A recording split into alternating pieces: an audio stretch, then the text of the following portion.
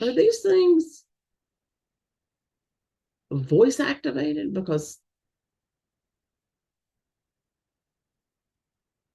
ooh,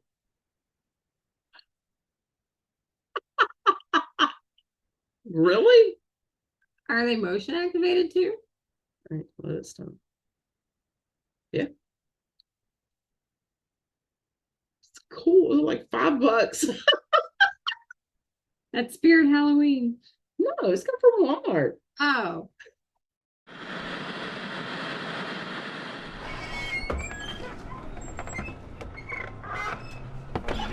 Yeah.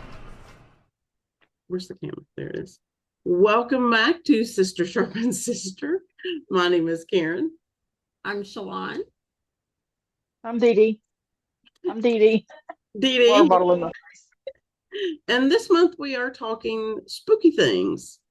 The small series about Halloween, not about Halloween, but for Halloween. The first one was Delina, and she talked about Louisiana Mhm. and Nolans. And in the second episode, I covered Ohio and some of the things that happened over there. And in today's episode, Shalon has. Arizona. All right. What do you think of when you think of Arizona? When Grand Canyon. Grand Grand Canyon. Canyon. Yeah. Yeah. I think of desert. Yeah. Yeah. Yeah, that too. Yeah. Yeah. Yeah. No trees. Dee Dee, you've actually been to Arizona, right? You've been to Sedona? Yes. Okay. Yes, I went to Sedona and a few other places, driving here and there and tours and stuff. But yeah, Sedona was the main place. Okay. Yeah, I've only ever been to Phoenix. We had a business trip out to Phoenix a couple years ago now, and I had a layover there way back when Tim and I were first married from coming back from a cruise. So that's my extent of Phoenix, maybe 3 nights. Well, I spent the night in Phoenix, but that Okay. was it. And then went to Sedona and then traveled, saw the Grand Canyon, saw several other places, saw some Native American ruins that were really interesting to see, and Yeah, that'd be also neat. visited a, yes, it was great. I would love to go back. And also visit a little town called Jerome. Jerome. Okay. Yes, I have something from Jerome today. But first off, I just wanted to start with some fun little facts about Arizona, some things that I didn't know. More than half of Arizona is over 4,000 feet above sea level. Oh wow. So that's pretty tall. It is not all desert. The northern, the central, and the eastern parts are dominated by mountains and plateaus. The saguaro cactus is native to the Sonoran Desert in Arizona and is the only place where it grows. Oh wow. Yeah. I got to see one of those when I was out there. Is that the one that looks like a person? Yeah. Okay. Arizona does not observe daylight savings time. Oh gosh, I wish. Mm-hmm. The Grand Canyon is one of the 7 natural wonders and the only one in the United States. And 2 of the top rated waterfalls in the US are located in Arizona as well. Oh, wow. And they are Grand Falls and Havasu Falls. I'm sorry if I mispronounced that. Okay. Tombstone. Yep. White Earth. Right. My brain goes to Tombstone, the movie. Yes. One of my favorites. Yes. Yeah. 1993. Who was in it? Who was in it? We have Kevin Costner. We have. No, we don't. Val Kilmer in it. Val Kilmer. Oh, yeah. Kurt Russell. Kurt Russell. I was thinking about another movie. Kurt Russell. Kurt Russell, Bill Paxton, and Sam Neill. What's his name? Shoot, I forgot. He's Australian. Sam Neill's Australian. Is that who you're thinking of? No, What part did he play? he was Virgil Earp.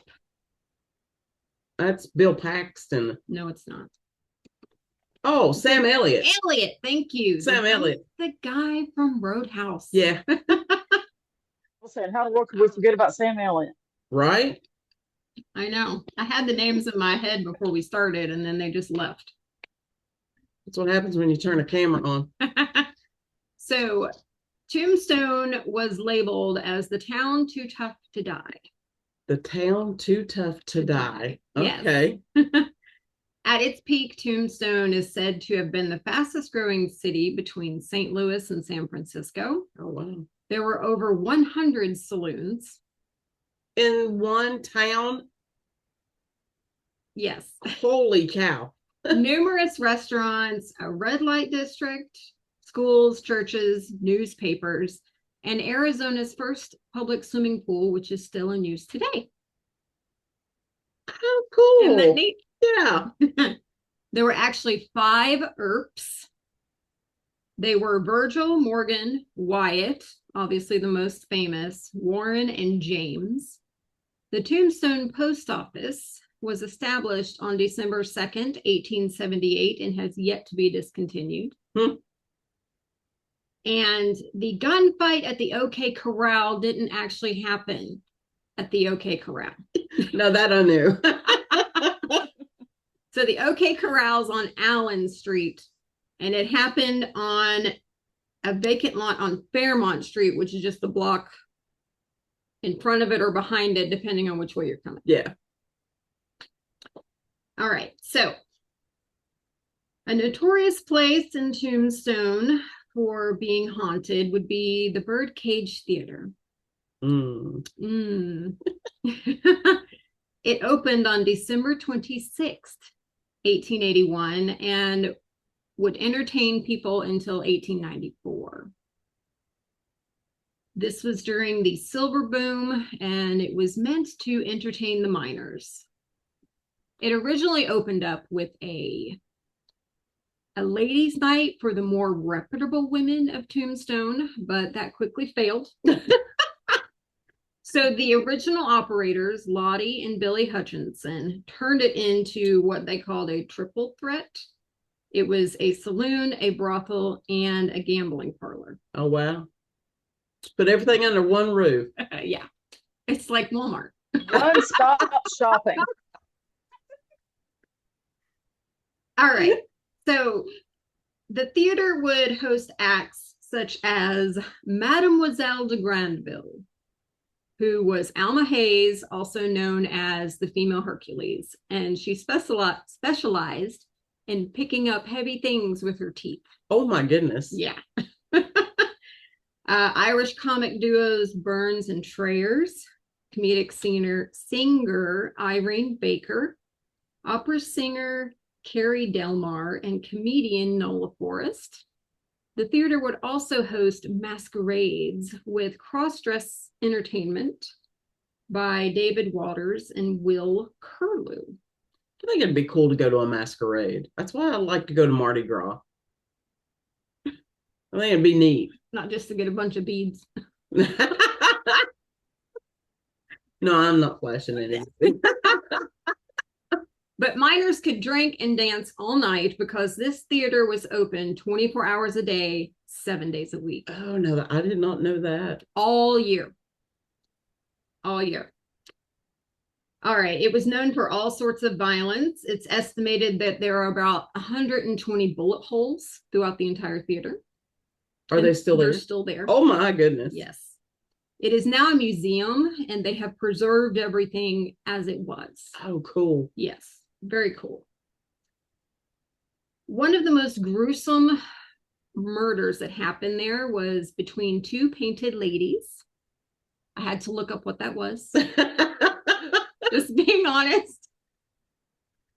And it would be a prostitute, if you don't know that. And their names were Little Gertie the Gold Dollar. Okay. And her rival, who was from another brothel, and her name was Margarita. And it was all over a man. Of course it was. Of course it was. Little Gertie was upset that Margarita was taking her man. And so she carved her heart out Oh, with a double-edged stiletto. I had to look that up too. I am thinking, I'm like, a stiletto. The first thing I think of is a high heel. That's true. And I'm like, man, these Wild West prostitutes are vicious. They take their heels and like sharpen them. well, when you said that she carved her heart out, you know what words went through my head next? What? Cut your heart out with a spoon. With a spoon. Oh. Yeah, that's what I thought too. I thought you was going to say with a Sharpie spoon. In the comments, name the movie. Oh, Oh. All right. Now, I did read on one of the websites that I visited, and I'll send everything to Karen so she can put it in the show notes. But I read that they recently found that double-edged stiletto, which is a knife, in the theater. Oh, That they found it. No way. Ooh. how do they know it's the one? I don't know. There maybe okay. I mean, whatever. Yeah. All right. The claims of paranormal activity at the theater are people have seen ghosts of people of the day, gamblers, prostitutes, cowboys, gunslingers. Am I allowed to do that motion? Sure, why not? Okay. People will hear laughter. They will smell smoke and cigars. The piano is said to strike a few keys with nobody around it. Yeah, that would be creepy. Isn't that creepy? Yes. People see stagehands, shadows, preparing for the next show, crossing the stage. Oh, wow. And the ghost of Margarita is said to have been seen on the stage, and some people have seen her naked standing behind the curtain. Oh. There's also a ghost of a lady in white who wears a bonnet that almost everyone who's worked at the museum has seen. Oh, wow. Very interesting. And there was also a tragic death of another painted lady whose name was Carmelita Jimenez, and she poisoned herself with arsenic Oh, dear. in 1888. Was that also because of a man? What I was reading made it sound like it was just because of the life that she had, Oh, I see. being a prostitute. Yeah. But her boyfriend did find her throwing up, tried to get her to seek medical attention. The doctors could not do anything, and she did end up passing away. And it is said that she is seen at the brothel crying and walking the streets of Tombstone. Oh, wow. And this area, Tombstone, Arizona, and the OK Corral and the Birdcage Theater have all been featured on Ghost Hunters, Ghost Adventures, Ghost Lab, and Fact or Faked Paranormal Files. So that was interesting. Yeah. Very cool. I'd like to go visit it. Yeah, absolutely. I think she's frozen. Oh, Dee, are you? Yeah, she's frozen. There she is. All right. Well, next one on my list, which is what you and Dee Dee think of when you think of Arizona, is the Grand Canyon. Grand Canyon. I got to tell you, after reading this stuff, I don't really want to go. Okay, here's some fun facts about the Grand Canyon.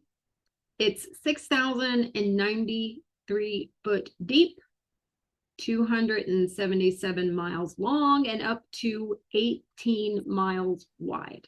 Wow. Fun fact about me and my oldest daughter, we got to watch Nick Walinda, who is the gentleman who walked across the Grand Canyon on a tightrope, practice in Sarasota. Really? Yeah, Where did you... for that walk. No, wait a minute. How do you practice in Florida for a tightrope walk across the Grand Canyon? He actually practiced in the middle of a tropical storm What? at Nathan Benderson Park in Sarasota. Holy cow, that guy's nuts. He's nuts. His family is circus performers. Yeah, but it's certifiable Well, to go across the Grand Canyon. that's his edge, though, as a performer. You know, everybody has their own edge, right? Right. Well, you got to have that hook to get people to watch, right? That's his edge. And he did it without any safety harness or anything. I remember catching it when they did it on TV, right? Yes, they broadcast it. Yeah. There was a delay in case something horrible happened. But it didn't. It didn't. All right. There have been 335 caves that have been found within the Grand Canyon, but they estimate there to be about 1,000. Isn't that crazy? Yeah, it's crazy. 5.9 million people visit the Grand Canyon every year. Every year, yeah. Mind-numbing to me. Yeah. That many people. Oh, people. Yeah. The Hopi tribe considers the Grand Canyon the gateway to the afterlife. And they say to get to the afterlife, you will go upstream on the Colorado River.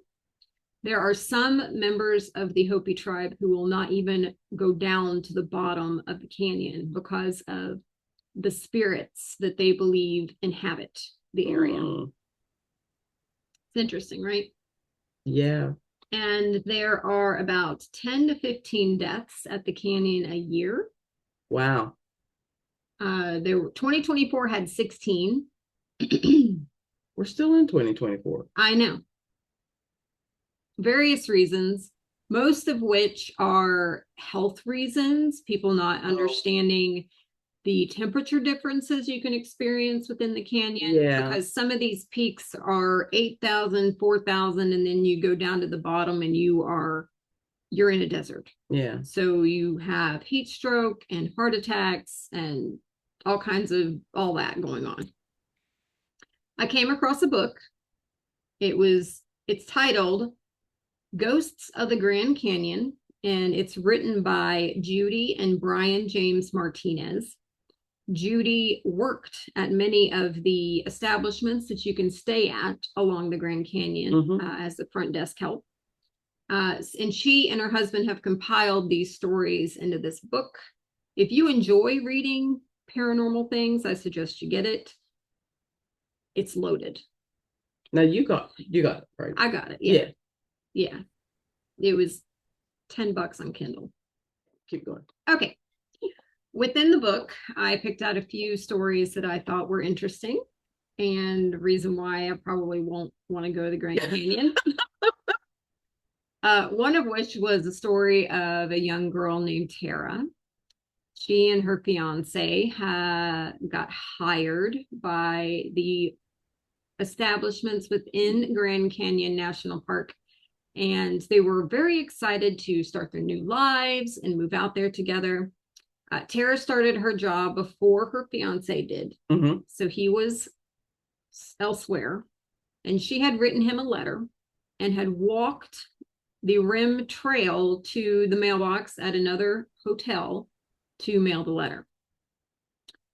On her way back, she had an overwhelming depression come over her. Oh, wow. And so much so in the book, she says she felt like crying. Oh, gosh. And she has no idea where the feeling even came from. And she was walking along the rim trail, enjoying the sunset, when she got to a certain point in front of the Arizona Room restaurant where there is no retention wall. Oh. It is just in canyon. Yeah. Okay. All of a sudden, she heard a woman's voice in her ear whisper, "Go to the rim and jump." Oh my gosh. She whirled around, expecting to find somebody playing a joke, being a jerk, but playing a joke. but there was no one there. Hmm. She convinced herself that she was hearing things and continued walking. It happened again a second time, but this time the voice was more demanding when it said, jump. Wow. Yeah. Hmm. And at that point, she was frozen as if in a trance, Mm-hmm. like something was beckoning her Oh, to the edge. yeah. She did shake it off, ran back to where she was staying while she was working at the hotel. Mm-hmm. She had just started her job, so she was very nervous about sharing what had just happened. But a few weeks later, she overheard other employees sharing the exact same story. Oh, They had all experienced a woman whispering in their ear to jump, wow. and that overwhelming depression that came over them. Mm. The book also has an account of a girl named Ashley, and her experience is more intense. She was resting on the trail, sitting down, leaning back against the canyon wall Mm-hmm. when something started choking her Oh, no, no, no. and actually trying to physically pull her away from the wall toward the rim. Uh-uh. Yeah. Now, the book, every chapter is a certain section of the canyon, Mm-hmm.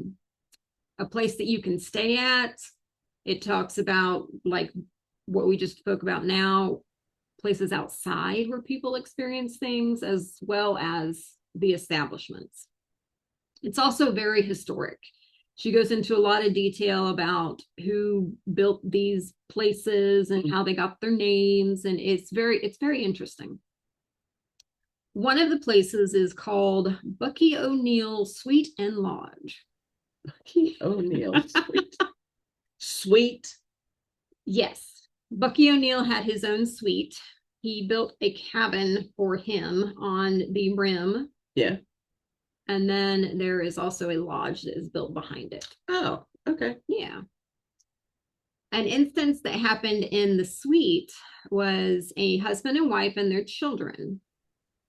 The mother was opening the door with the key fob thing. Opened the door, maybe not even a foot, and then it was immediately slammed back in her face. The husband got all about himself, of course, because somebody's in my room. Right, yeah. They're threatening my family. He does the same thing, and again, gets the door open just a little bit, and it immediately slams back in his face again. Oh gosh, twice. Okay. Twice. At that point, they're convinced someone's in the room. They go to the front desk. The front desk people come up. They go into the room with no issue whatsoever. Oh, Nobody's in there. that's weird. That is weird. If you are going to the Grand Canyon and you want to stay at the Bucky O'Neill Suite and Lodge and you want to experience paranormal activity, rooms 6112, 6114, and the linen closet in between those rooms is said to be very active. A linen closet is active? Now, I don't know about you, but if I'm going to haunt someplace, it's not going to be where I have to fold towels. The thing, the haunt doesn't fold the towel. They I mess get to them up. rip them up. Yes. Yes. Many times the linen closet is found disheveled, Oh, yeah. just a little bit here and there. And the housekeeping staff has said sometimes it looks like World War III has gone on in there. Oh my gosh. And they have to completely gut it and then put it back in. Wow. The same is said for the two rooms. So they actually have housekeeping tell a housekeeping inspector that the rooms are finished so the inspector can go see them and make sure that it's done. Mm-hmm. Because many guests have complained so much that when they come in, the room is messy. It's trashed. Okay. It's trashed. Yeah. One instance in one of the rooms, I believe it was 6112, the housekeeper said that she was finished. She told the housekeeping inspector. The inspector went to try to open the door and couldn't. There was something behind the door. Went and got the housekeeper to help her push the door open.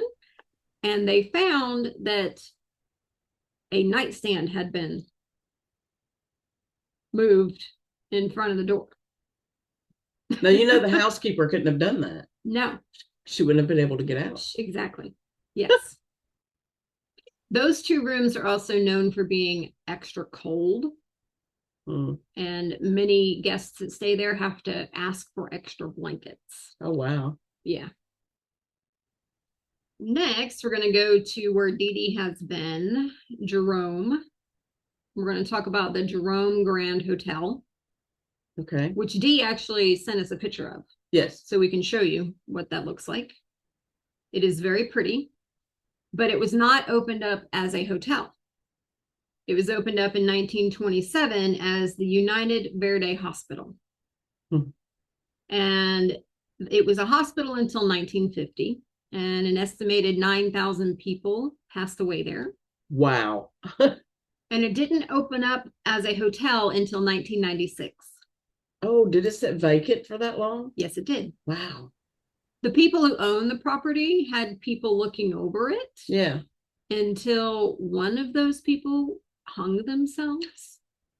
And then they hired the local police to police the property and make sure nothing was being vandalized. Oh my gosh. Actually were able to turn it into something, sell it, made it a hotel.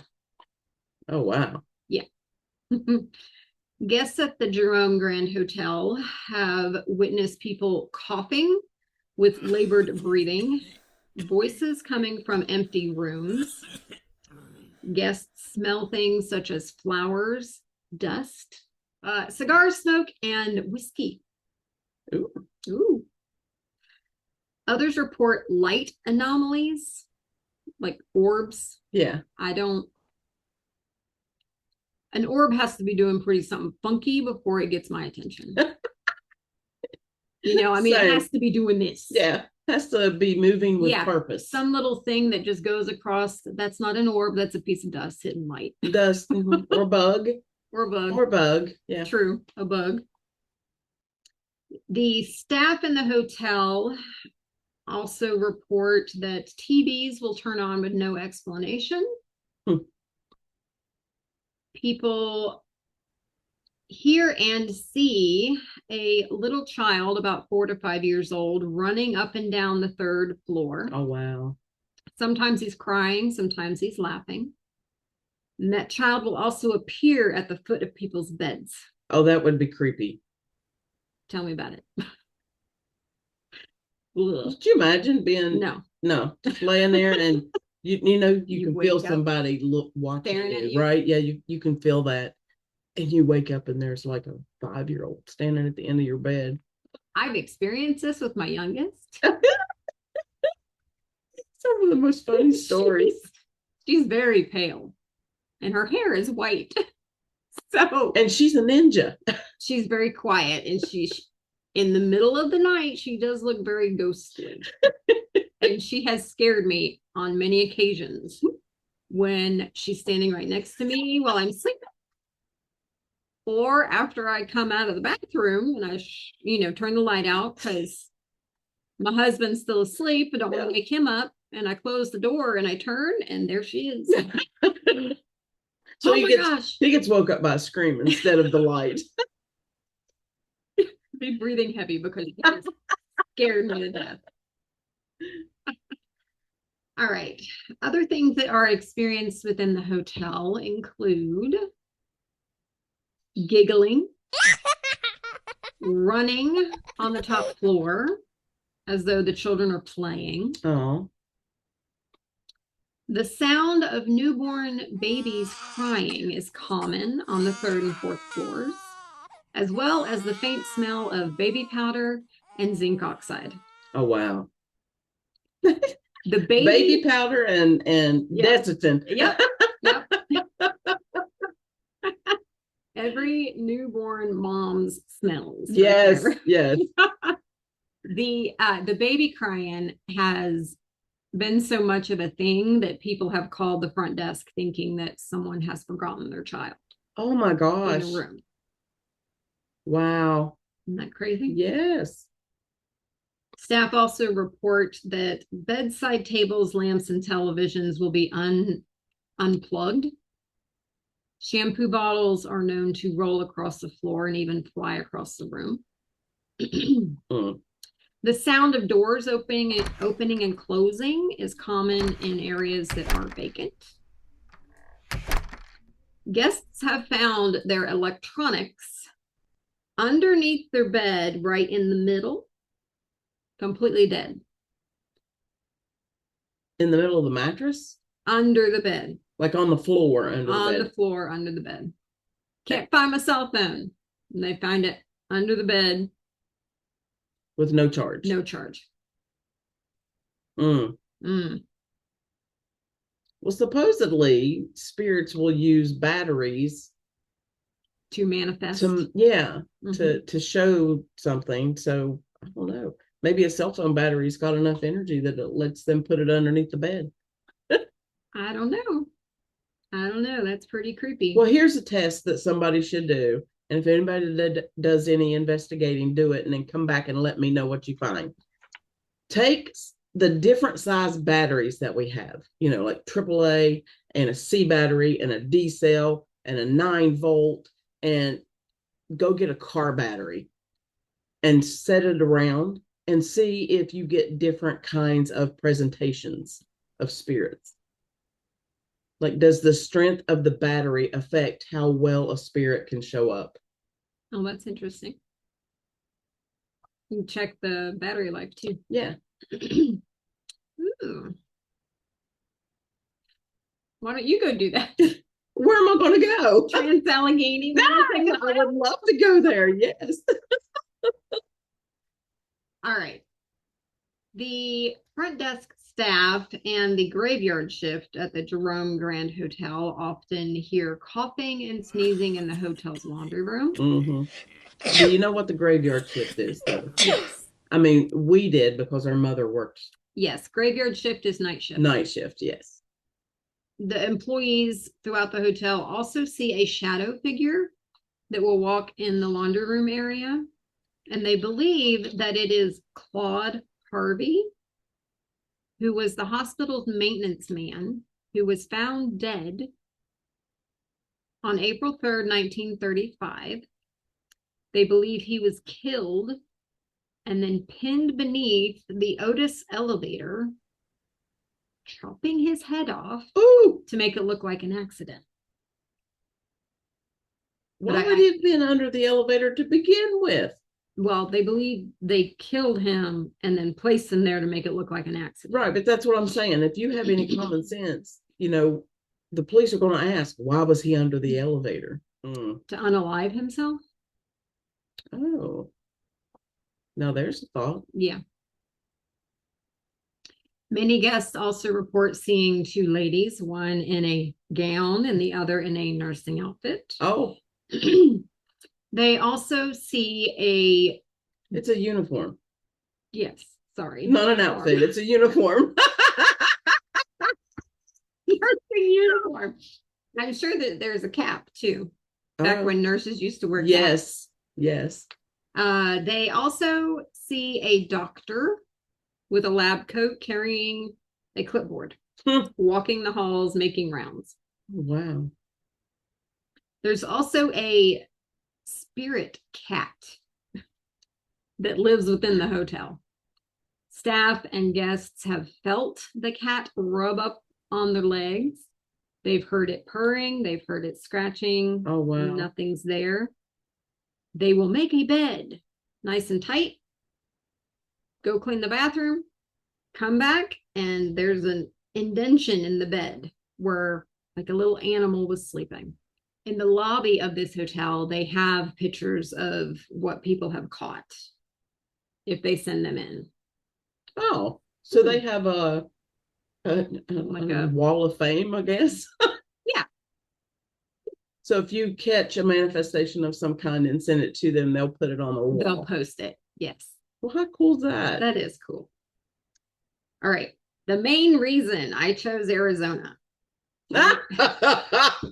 Thing is, I don't have that much experience with Arizona. And the one time I did go out there, the only thing I noticed was that it was orange. There's no green.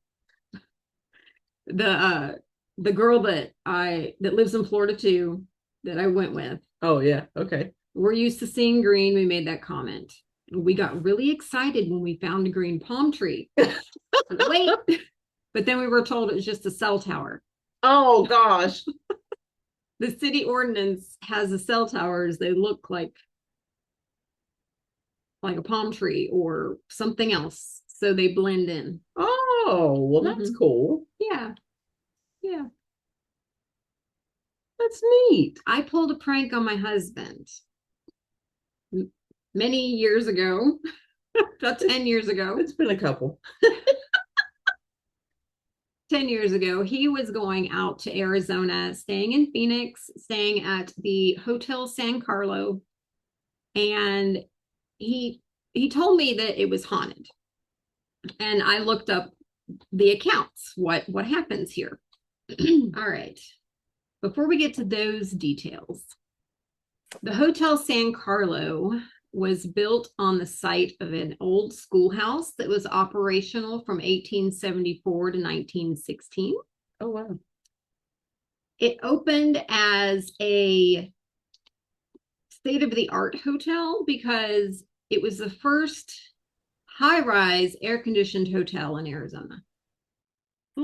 Famous guests who have stayed at the Hotel San Carlos in Phoenix, Arizona include Mae West, Clark Gable, Marilyn Monroe. Mm-hmm. And the hotel can be seen in the opening scenes of Alfred Hitchcock's Psycho. Oh. And there's actually a Psycho Day in Arizona. Wait. In Phoenix. Phoenix celebrates Psycho Day? Yes, because that movie is based there. Oh, okay. Yeah. December 11th. Oh, it's coming. You can go to Phoenix on December the 11th and celebrate Psycho Day. Just don't be the psycho. Yeah, don't. All right, let's see. Shortly after the hotel opened, which was, oh, yes, I did, March 1928. A few weeks after it opened, a woman named, would you pronounce it Leona? Yes. Leon Jensen jumped off the roof, committing suicide. Wait a minute. How many days? Just a few weeks. Oh, just a few weeks. Mm-hmm. Just a few weeks. There's a rumor that she was dumped by her bellboy boyfriend. By her what? Bellboy boyfriend. Bellboy? Bellboy, yeah. In a hotel, a bellboy who would help you with your luggage. Oh, okay. Yeah. Okay. That's not the case. Back then, many people were encouraged to go to Arizona as a dry environment to help extend their lives if they were suffering from something like tuberculosis. Mm-hmm. It is believed that that's what she was suffering from, and she was in a lot of pain and just tired of dealing with the sickness, and that's what made her do what she did. People have seen her ghost on the roof and walking the halls, and another one that likes to stand at the foot of beds. Oh, so she's a creepy one. Yes. Now, because this hotel was built on an old school, guests and staff hear children playing when there are no children present. Right. Okay. This happens in the basement and through the various floors. One website I went to said that a bunch of children died during the Spanish flu in this area, but the schoolhouse had already closed by that point. So I don't know that those are linked. Spanish flu was like 1918 or something like that. It was after the school had closed. I mean, maybe could be. Other Patrons of the hotel also report seeing a little girl sitting and crying in some of the rooms. Oh, I could not find any details about her or why that would be happening. But to get to the funny part, I know this story. so my husband tells me he's going to be staying in a haunted hotel. This is back when, well, we had our phones set up to have special ringtones for certain people. And everybody had a different ringtone. Everybody had a different text notification. Yeah. Okay. I knew who was texting me based on what I was hearing. Right. Or who was calling based on what I was hearing. Yours was a Looney Tunes theme. Yeah. Kind of appropriate. Dee Dee's was a cat. Oh, all right. So the morning he was leaving, he was going to be there just for a few nights for a trade show. I get in his phone and I change my ringtone, but it was echoey and it was children laughing and it would get louder and quieter and it was eerie sounding. So I changed my ringtone to that. On his last night there, I think to myself, I'm going to call him. They don't observe daylight savings time, right? We're 3 hours. So at that point in time, it was a 3-hour difference. Right. Oh, okay. 6 a.m. my time in Florida, I'm calling him. It is 3 a.m. Arizona time. Now, they were out the night before. He didn't get back until late. One of two things was going to happen. He was going to have his phone on silent and not even know I called. Right. Or it was going to be up and he would hear it and be, what is going on? Right. Yay, right? Right. I call, I let it ring like 3 or 4 times. He doesn't pick up. So I think, oh, he had it on silent. Right. Yeah. Okay. Yeah. So you didn't know. I didn't know. Okay.